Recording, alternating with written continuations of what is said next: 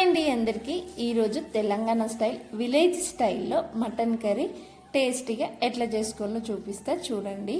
First ఒక గిన్నె పెట్టుకొని అందులోకి మనకి సరిపడా ఆయిల్ వేసుకొని కొంచెం హీట్ అయిన తర్వాత బిర్యానీ మసాలాలు మొత్తం వేసుకోవాలి. ఇప్పుడు అందులోనే 4-5 పచ్చిమిర్చి వేసుకోవాలి. అవి కొంచెం చిటపటలు ఆడిన తర్వాత ఉల్లిపాయలు వేసుకోవాలి. ఉల్లిపాయలు ఎంత ఎక్కువ వేసుకుంటే అంత గ్రేవీ వస్తుంది, టేస్ట్ కూడా చాలా బాగుంటుంది. మంచిగా ఫ్రై చేసుకోవాలి దోరగా. ఉల్లిపాయలు మంచిగా గోల్డెన్ బ్రౌన్ కలర్ వేగిన తర్వాత అందులో కరివేపాకు వేసుకోవాలి. ఇంకా అల్లం ఎల్లిగడ్డ కొద్దిగా పసుపు వేసుకొని మంచిగా అల్లం ఎల్లిగడ్డ ఫ్రై అయ్యేంత వరకు వేయించుకోవాలి ఆయిల్లోనే.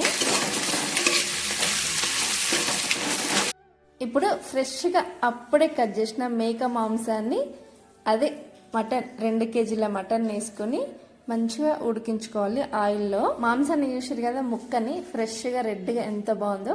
అప్పటికప్పుడు కట్ చేసింది కాబట్టి ఫ్రెష్గా ఉంటుంది. ఊర్లలో ఏంది అంటే ఒక 10 మంది కలిసి ఒక మేక పిల్లని తెచ్చుకొని కుప్పల్లాగా వేసుకొని తీసుకుంటారు అనమాట. అందుకే ఫ్రెష్గా ఉంటుంది. అందుకే ఊర్లలో వండిన కూరలు కూడా టేస్టీగా ఉంటాయి. మంచిగా మొత్తం కలిసేలా కలుపుకోవాలి.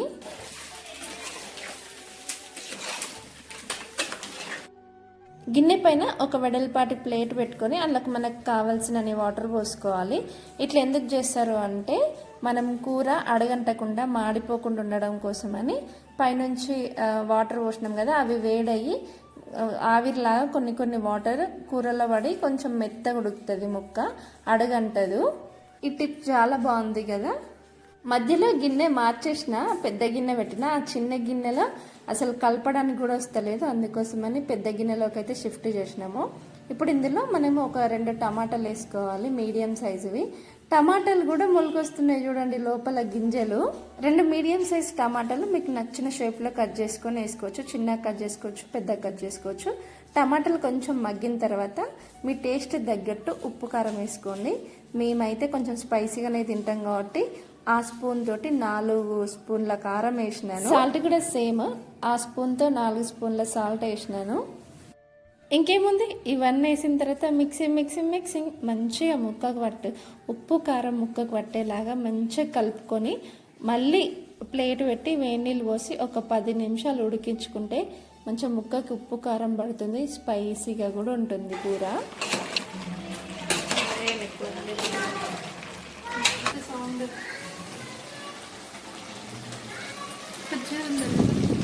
నిజంగా చెప్తున్నా, సూపర్ టేస్ట్ వచ్చింది ఆ రోజు మటన్ కర్రీ. ఈ రోజు వాయిస్ ఓవర్ ఇస్తుంటే కూడా నాకు నిజంగా నోట్లో నీళ్లు ఊరుతున్నాయి, అంత బాగుంది. చూసిరు కదా పైన వాటర్ పెట్టడం వల్ల ఎంత బెనిఫిట్స్. కర్రీ మనం ఉప్పు కారం వేసినా మాడకుండా మంచిగా ఉంది.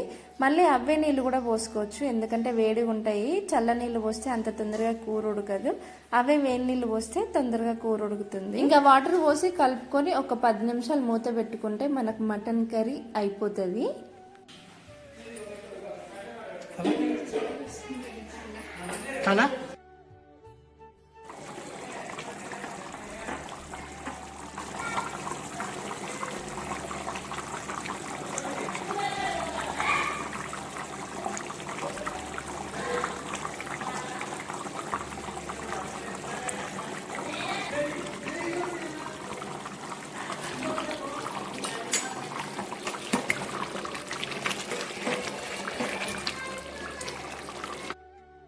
ఈ కుతకుతల సౌండ్కి మీకు ఒక డైలాగ్ గుర్తొచ్చిందా? నాకైతే గుర్తొచ్చింది, కుతకుతలు ఉడుకుతుంది అనే డైలాగ్ అయితే గుర్తొచ్చింది. ఇంకా బ్యాక్గ్రౌండ్ లో మా అమ్మ, మా డాడీ, నా కొడుకు వాయిస్ వినిపిస్తుంది కదా. పండగ అంటే ఆ మాత్రం అడావిడి ఉంటుంది లేండి.